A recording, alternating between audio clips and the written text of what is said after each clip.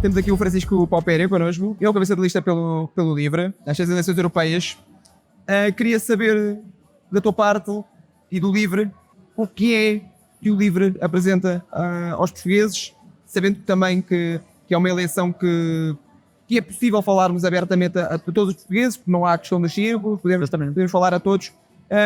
Quero saber o que tens para apresentar tu e o LIVRE aos portugueses. Ora bem, começando se calhar por explicar como é que o LIVRE nasce. O LIVRE nasce em 2013, 2014, com uma veia fortemente ecologista, de defesa do ambiente, mas também com uma veia europeísta, que à esquerda não era tão comum. E nós viemos um pouco revolucionar a esquerda nesse sentido. Nós fomos o primeiro partido de esquerda verde europeia cá em Portugal e nós defendíamos esses pilares basilares de ecologia e europeísmo. E as nossas prioridades para estas eleições são, no fundo, essas. É trazer a parte do ambiente, não apenas de políticas ambientais relacionadas com a proteção de espécies, a conservação da biodiversidade, mas também falar um pouco do que pode ser a sustentabilidade em todas as políticas públicas. Dando um exemplo, nós falamos muito de uma medida concreta cá em Portugal, que é a questão da habitação. Temos uma crise de habitação e o LIVRE tem uma proposta que toca na crise de habitação, toca a reduzir a fatura da luz e a despesa com a habitação e ao mesmo tempo trabalha neste eixo da sustentabilidade. Esta proposta é conhecida como 3C, que foi aprovada até na legislatura há 2 anos e que propunha no fundo uma renovação das casas que era patrocinada pelo Estado, sustentada pelo Estado. Nós queremos aumentar isto a um nível europeu e que haja um projeto europeu de investimento para a renovação de casas. O que é que isto faz? Mais casas ficam disponíveis no mercado, logo o preço das rendas diminui, as casas ficam com melhores condições porque são renovadas recentemente, logo as pessoas têm condições mais dignas para viver. As casas renovadas são também mais eficientes em termos energéticos, logo vamos baixar a fatura da luz e, por outro lado, combatemos a pobreza energética, que cá em Portugal é bastante comum. Para além disso, ainda tocamos num ponto que muitas vezes as pessoas não pensam, que é a questão de segurança. Nós estamos neste momento a dar dinheiro a autocratas como o Putin, através do gás natural que compramos. Ora bem, a reduzir a fatura da luz, a reduzir a quantidade de energia que nós gastamos nas nossas casas, estamos também a tirar poder de negociação ao Putin em relação à Europa. E, portanto, estamos a baixar a fatura da luz e estamos também a trabalhar na segurança europeia e na autonomia estratégica tão importante. E o tema das questões energéticas é um bom ponto de tocares nisso, porque é um dos temas mais importantes dos últimos anos e dos próximos anos também. A questão do nuclear. Tu e o LIVRE, qual é a posição? Acreditam como um futuro? Pensam que está no passado? Talvez uma situação até mesmo a meio termo, em que há uma utilização em certos países e uma distribuição pela Europa. Centrais modulares até, que também já se começam a falar. Qual é a tua posição e a posição do LIVRE? A posição do LIVRE é que em Portugal não nos parece fazer sentido, dado a capacidade de eletricidade que temos e a rede de elétrica que temos, e para além disso porque temos outras alternativas, se calhar mais fiáveis, que resultam no nosso país. Portanto, continuamos a querer apostar na eólica offshore, no solar e em todas as outras formas de energia renovável, claro. Agora também com o hidrogênio verde, algo muito importante para o armazenamento de energia. A nível europeu, essa discussão para nós parece mais óbvia de acontecer, ou seja, temos que discutir se o nuclear é uma opção e quando é que pode ser uma opção. Obviamente que somos mais a favor da fusão do que da fissão e, portanto, queremos que a ciência evolua para que seja viável, ainda no continente europeu, termos de fusão, que é uma energia mais limpa. E, claro, acompanhamos sempre a questão científica, nomeadamente à relação dos módulos nucleares que são mais pequenos e que podem ser até localizados e que para nós até em questões de segurança faz mais sentido. E, portanto, o LIVRE vai acompanhando esta discussão e queremos ter essa discussão a nível europeu, que consideramos que pode fazer sentido em certas áreas e, claro, em certas alturas, porque se nós queremos fazer uma transição rápida, também temos que diversificar essas fontes. Porque imaginamos, se colocarmos tudo na energia eólica, ficamos altamente dependentes desse tipo de energia. Portanto, também nos convém diversificar e temos que fazer também esse estudo sobre qual é o mix energético que queremos para a União Europeia. E então acreditas que acaba por ser uma decisão que em conjunto deve ser tomada para sim.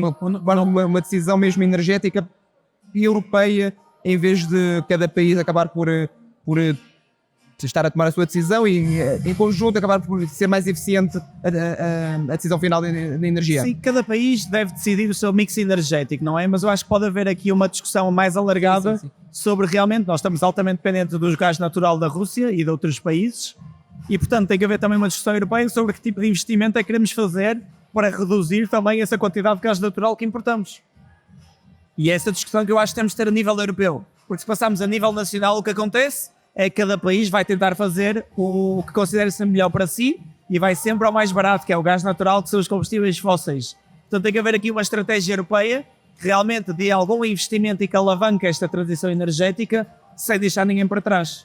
Em relação à defesa, que também é um outro tema que é muito falado, fala-se muito também num possível exército europeu e na forma, o investimento que a Europa terá de fazer em defesa nos próximos anos. Qual é a tua posição e a posição do LIVRE em relação a esse tema? A posição do LIVRE é que não nos parece que seja uma discussão a ter agora sobre o exército, poderá haver no futuro. Consideramos que tem que ser dados passos antes, sendo um deles uma política de defesa comum, porque queiramos, quer não, um exército é uma ferramenta, é um instrumento.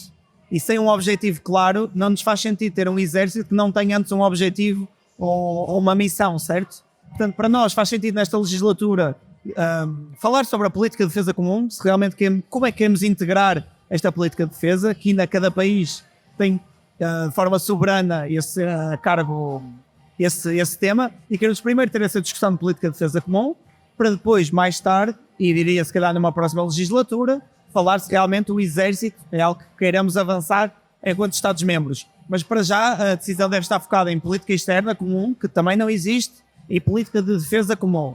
Só depois, e tendo estes dois muito bem estabelecidos, é que podemos avançar para ter um instrumento de ação da política de defesa e da política externa.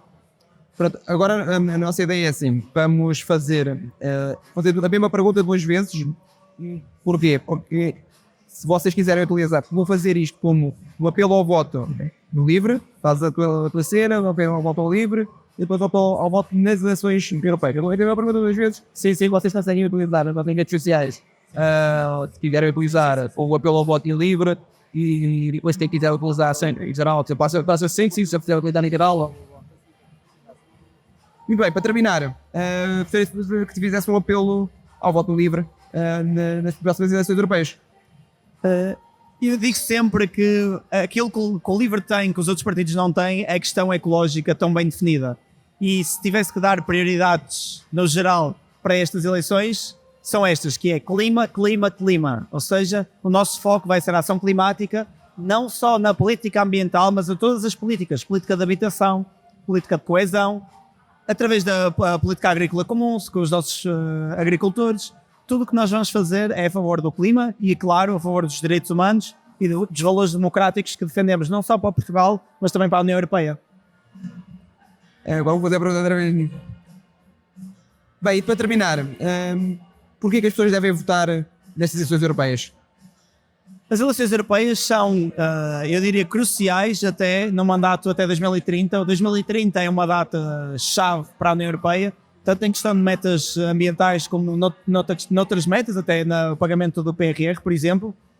E nós vamos definir o mandato a 5 anos e esse mandato não sofre alterações como cá em Portugal. Portanto, são 5 anos que vamos definir o Parlamento, que vai decidir sobre as futuras crises, que vai definir sobre as futuras decisões, e nós não queremos deixar essa voz para os outros. Nós queremos participar dessa democracia e queremos que as pessoas que estejam lá sejam representativas realmente do que é a nossa expressão, do que são os nossos valores e do que queremos para o presente e futuro da União Europeia. Muito obrigado por teres connosco. Muito obrigado pelo convite.